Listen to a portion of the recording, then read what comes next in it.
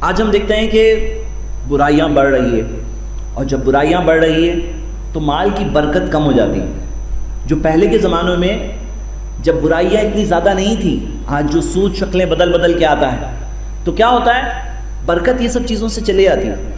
مال ہو پھر بھی برکت نہیں ہے، مال ہو کر بھی اطمینان نہیں ہے، قناعت نہیں ہے۔ مالداری کہاں ہے؟ نبی صلی اللہ علیہ وسلم نے فرمایا الغنا فی القلب، مالداری دل میں ہے، والفقر فی القلب، مال اور فقیری بھی دل میں ہے۔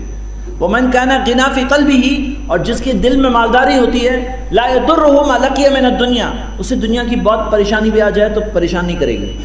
پریشانی آنا ایک بات ہے، پریشان ہونا دوسری بات ہے۔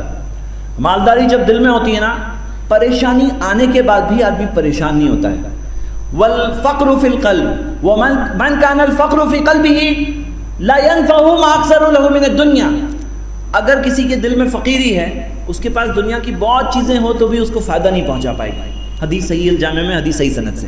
تو میرے بھائیوں، اصل جو مالداری ہے، جو برکت ملتی ہے، وہ کیسے ملتی ہے؟ حلال سے ملتی ہے۔ تو سیکنڈ پوائنٹ یہ یاد رکھو، حلال کمائی کھائیں گے تو وہ حلال کمائی تھوڑا بھی بہت فائدہ دے گی، اور حرام ہو وہ زیادہ ہو کے بھی برکت نہیں ہوتی اس کے اندر۔